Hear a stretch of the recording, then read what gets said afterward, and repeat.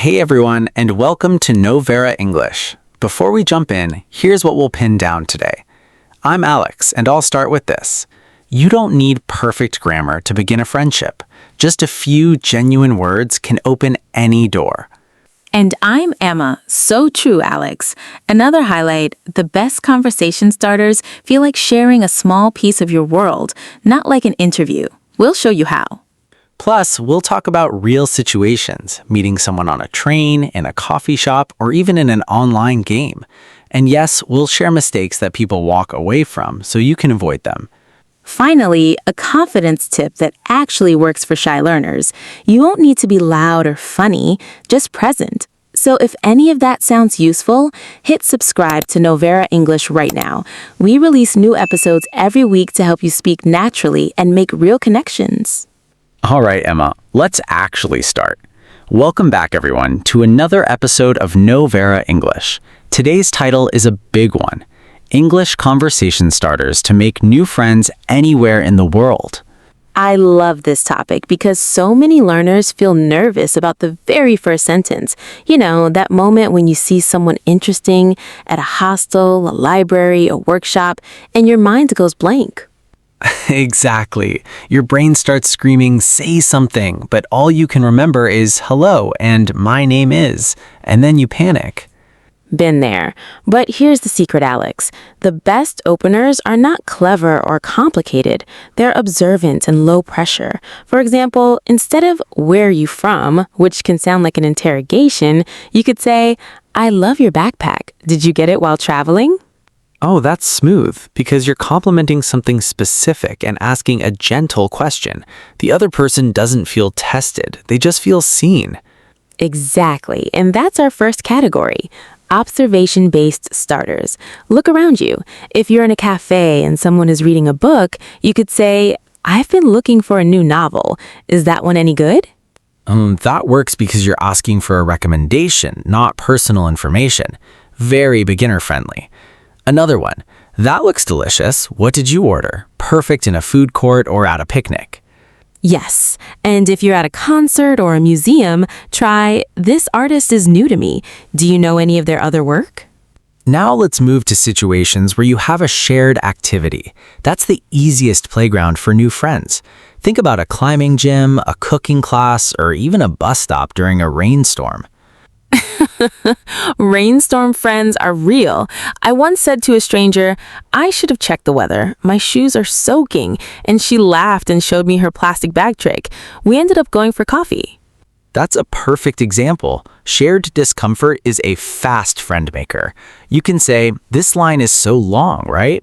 Are you heading to the same event? Or on public transport, excuse me, is this seat taken? Also, do you know which stop for the museum? Now, what about travel friendships? Because that's where many learners want to practice. You're in a new country, everyone is open, but the fear of wrong grammar is huge. Sure, let me give you 3 super simple travel openers. Number 1, at a hostel's breakfast. Is that local bread? I'm trying to eat what people actually eat here, not just tourist food. I like that. It shows curiosity about culture. Number 2, on a tour bus. Are you traveling alone too? I'm a bit nervous about lunch. Would you like to join? And number 3, at a train station. I'm totally lost with this ticket machine. Could we figure it out together? My English is not perfect, but I'll buy you a coffee after. Brilliant. You're admitting a small weakness, which makes you human and approachable, and you offer a tiny reward, coffee, which makes the interaction feel balanced, not needy. All right. Let's switch to online friendships.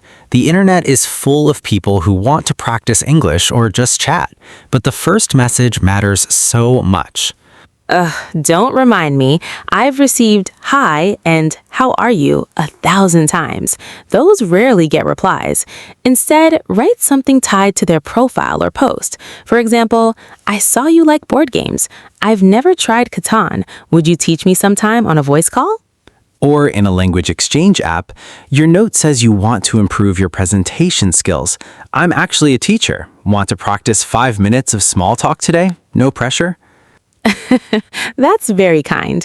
And for gamers, hey, I'm new to this level. Can I follow your lead? Also, where is your accent from? It sounds cool. Now, workplace and classroom introductions. These can feel stiff, but they don't have to be. The mistake most people make is talking only about their job title or major. Yes. Hi, I'm Emma and I'm in marketing. Yawn. Instead, add a tiny human detail. Hi, I'm Emma. I work in marketing, but last weekend I tried pottery and broke 3 cups. Anyone here into clay? That's memorable. Or in a classroom. I'm Alex. I'm still learning how to pronounce rural. It's impossible. What word do you struggle with? That invites a laugh and a shared struggle. And for online meetings, before the host starts, you can type in chat or say casually, I'm the one with the messy bookshelf behind me. Anyone else working from a tiny apartment? Perfect. Now, let's talk about questions to ask new friends after the ice is broken. Many learners stick to, do you like music, or what's your hobby? Those are fine, but they can lead to one-word answers. To get in real conversation, use follow-up questions that ask for a story or an opinion. For example, you said you like hiking. What's the most beautiful trail you've ever walked? Or, so you moved here 2 years ago. What surprised you most about this city? Another good one, if you had a free Sunday with no chores, how would you spend it? That tells you so much about a person, and it's fun to answer. And avoid the interrogation trap.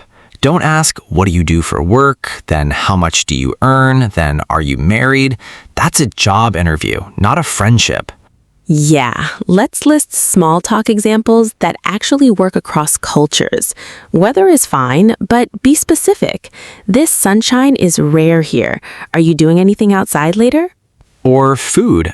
I tried the street tacos around the corner. They're spicy, but amazing. Have you been there? Pets are gold. Your dog is so calm. How did you train him? Or kids, your daughter has so much energy. Does she sleep well at night? That always gets a tired parent's laugh. And a special section for shy learners. If your heart races when talking to strangers, don't force a long conversation. Start with a one-sentence drive-by. What's that? You say one nice thing, then you leave. For example, at a bus stop, I really like your shoes. Then smile and look away. No question, no expectation. Half the time, the person will say thank you and then add something themselves. That's genius for introverts. You're not demanding a reply, you're just planting a seed. Another shy person tip, use a shared prop. Hold a map, a menu, or your phone with the confusing screen. Then ask, sorry, can you help me with this for 5 seconds? People love to be helpers. And after they help you, you say, thanks so much. By the way, I'm Alex. I just moved here. That's a natural bridge. Okay, Alex, what about mistakes to avoid? Because I see learners do these all the time. Number 1 mistake, talking too much about yourself without asking anything back. I love this, I did this, I went there. That's a monologue. Number 2, asking very personal questions too early. Why are you single? How much is your rent? Are you religious? Danger zone. Number 3, correcting the other person's English. If they say, I go to park yesterday, don't say, you mean went. That kills warmth. Just reply naturally with correct grammar. Oh, you went yesterday? Which park? Yes. Number 4, using a phone during the conversation. If you check notifications, they feel rejected. And number 5, being afraid of silence. Pauses are normal. You don't have to fill every second with words. A calm silence makes you look confident, not awkward. I wish someone told me that 10 years ago. All right, let's give our listeners a simple formula they can memorize for any situation. Here it is. Observe plus compliment plus open question. Example, I see your drawing in that notebook. Observe, your style is really cool. Compliment, do you sketch every day? Open question. Another version, share a small feeling and ask a gentle opinion. I feel a little lost in this conference. Feeling, have you been to any good talks so far? Opinion. Perfect. And if the person gives a short answer, don't panic. Just add one more observation. Oh, interesting. Well, I'm heading to get coffee. Want to walk together? That's low risk. If they say no, you just smile and say, no problem, enjoy your day. And you've lost nothing. Exactly. Rejection in small talk is rarely personal. They might be tired, shy, or late. So don't let one quiet response stop you from trying again with someone else. Let's do a quick real play, a fake conversation.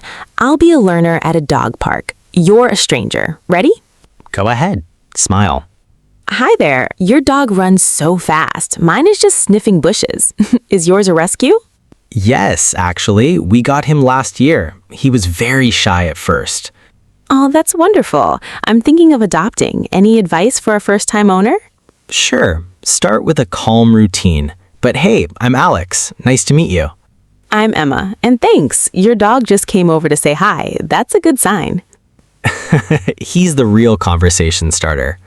See how natural that was? No stress, no perfect sentences, just two people sharing a moment about dogs. And that's the heart of today's episode. You don't need advanced vocabulary. You just need to be present and kind. So, as we wrap up, your challenge for this week, start one conversation with a stranger. Just one. It could be saying nice weather to a neighbor or asking a classmate about their notebook. Write down what happened. Even if it was awkward, that's a win, because awkward is the first step to comfortable. And if you enjoyed this episode of Knowvera English, please hit that like button. It really helps other learners find us. Subscribe and turn on notifications so you don't miss our next episode. We'll be talking about how to understand fast English speakers without getting lost.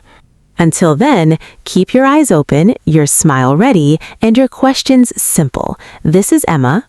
And Alex. From Knowvera English. Go make a new friend today. Bye for now. Bye everyone. Take care.